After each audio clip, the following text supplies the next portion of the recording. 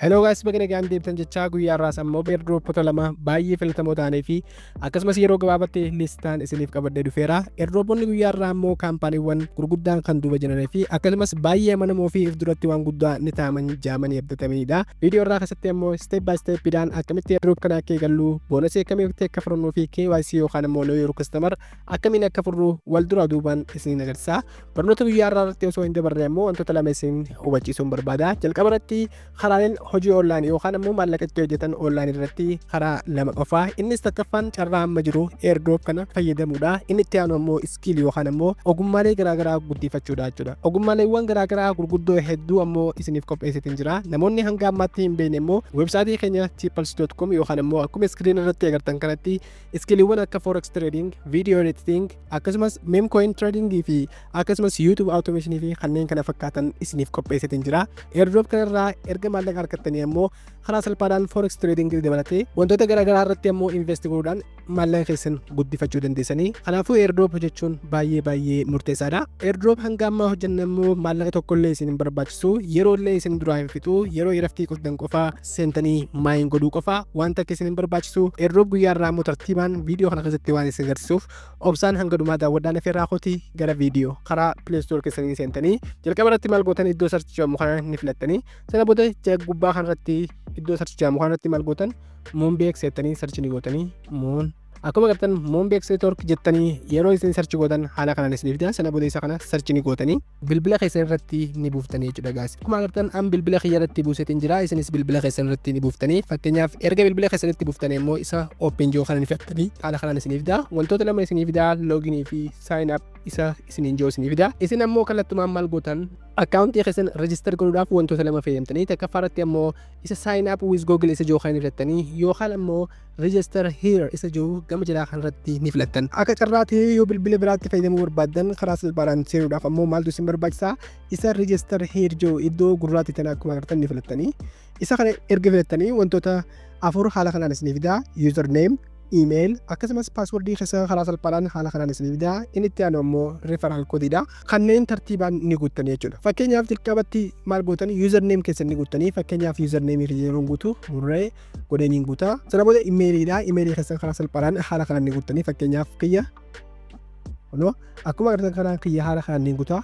Kan itti aanu immoo passwordiidha. Passwordii jabduu takka tan hin irraanfanne immoo karaa salphaadhaan itti guuttanii jechuudha. Fakkeenyaaf an itti guuttatiin isin agarsiisa. Fakkeenyaaf an haala kanaan guuttatiin jira.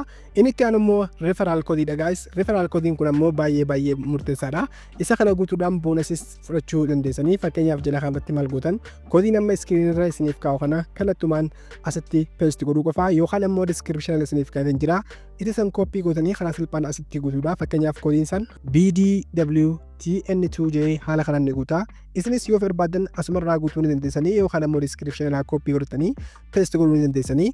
Hundi isaa qubee gurguddaadha. Dhumarratti lakkoofsa namaa jira. Haala kanaan ni guuttanii sana booda isa register joo kana kallattumaan ni filattanii jechuudha. Yoo haala kanaan gubbaa kanarratti username isiniif diimessate immoo karaa salphaadhaan username keessan biratti maqaa hidhachuudhaan lakkoofsa hidhachuudhaan unique argachuu ni dandeessanii. Sana booda ammoo karaa salphaadhaan erga haala kanaan guuttanii isa register joo kana ni filattanii. Isa register gaafa filattan kallattumaan akkaawuntiin keessan guutumaan guututti haala kanaan isiniif banamee jira jechuudha. Amma mee karaa adda addaatiin akkamiin maallaqa asirratti hojjechuu akka dandeenyu guutumaan guututti isin agarsiisa. Jalqaba irratti wanti isin gootan sarkilii tana yookaan ammoo marsaa tana akkuma agartan yeroo hunda sa'aatii 24 booda seentanii filachuudha. Akkuma paayinetworkii fi kanneen kana fakkaatan karaa salphaan maayin godhuu qofaa jechuudha. Wanni biraa takka illee isin hin barbaachistu.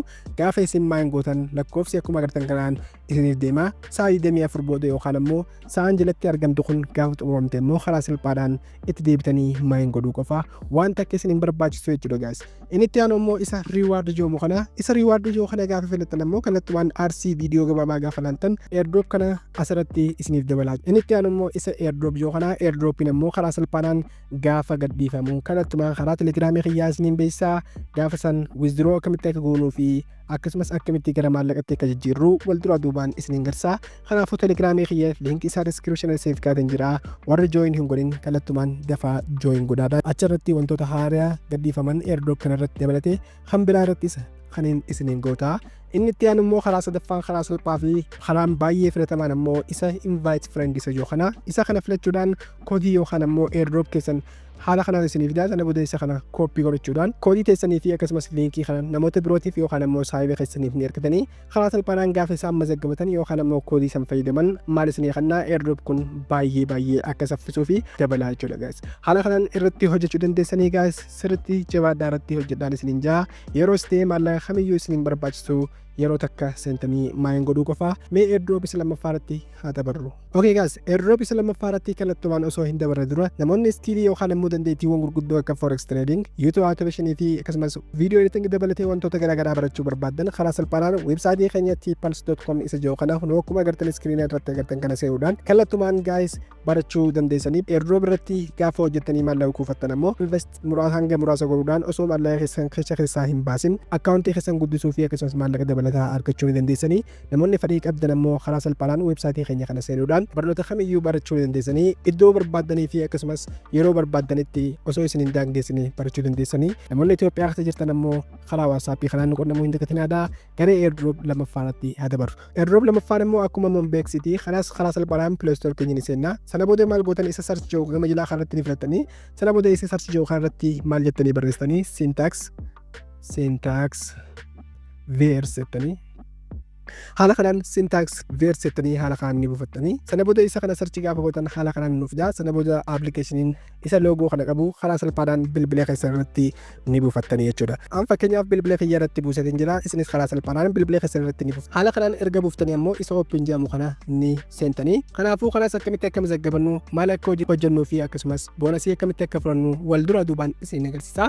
Sana booda gaafa appilikeeshina seentan haala kanaan isin fida. Sana booda gaddeemuudhaan wantoota lama isin fida. Continue with wallet connect kan jiru fi akkasumas continue with Google isiniin jaa. Karaa salphaadhaan isaan lameen kana keessaa kan barbaadaniin eegaluu dandeessanii. Garuu kanneen recommendation godhu isa continue with Google isa jiru kana. Fakkeenyaaf isa kana ni filadhaa.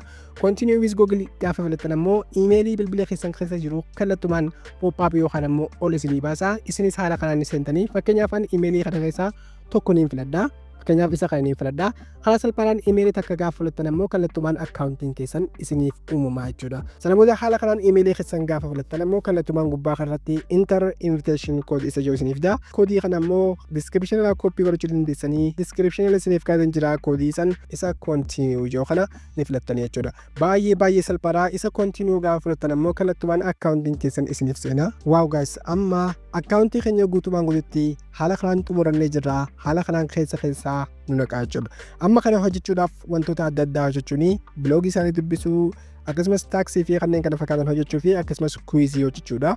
Karaa salphaadhaan jala kanatti akkuma agartan wantoota sadii isiniif fida. Main, web 3, task, kuizii fi akkasumas invite isiniif fida. Wanti isin barbaachisu ammoo isa kuiz kana dhuftanii. Kuiz gaafa dhuftan ammoo gaafii isin gaafata. Gaafiiwwan inni isin gaafatu deebii sirrii gaafa kannatan ammoo karaa salphaadhaan akkaawuntii keessan irratti maal koiniin dabalamaa jiru. Fakkeenyaaf start quiz yookaan filachuudhaan guyyuu aansarii gaafiilee adda addaa isiniif kenna.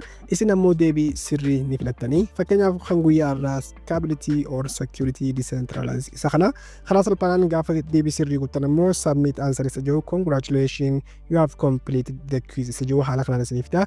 Karaa salphaadhaan badhaasicha fudhattanii jirtan jechuudha. Amma asirratti wanti hubachuu qabdan deebiilee kana gaafiiwwan kana yeroo hunda guyyuu yookaan ammoo sa'a muraasa booda isiniif dhiyeessa. Deebii karaa sirrii ta'een ammoo argachuudhaaf telegiraama kiyya keessatti isiniif hin gadhiisa.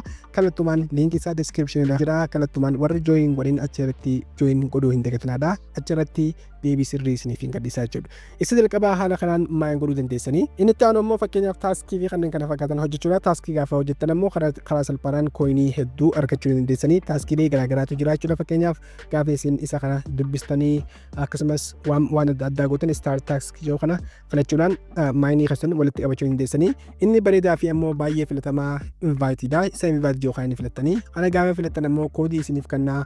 Koodii yookaan ammoo referral linkii keessan namoota biraatiif share godhuudhaan badhaasicha fudhachuu dandeessanii jechuudha guys. Haala kanaan keessa deemtanii akkamitti akka hojjetu karaa salphaadhaan isiniif kennuu danda'a. Baay'ee laafaadha. Airdrop kana baay'ee itti jabaadhaan isiniin jaa guys. Gaafis ta'ee yaada kamiyyuu qabaattan ammoo karaa komentii na beeksisaa. Waan daawwattaniif baay'ee galatooma. Haga viidiyoo biraatiin walitti deebinutti ammoo nagaan naa tura.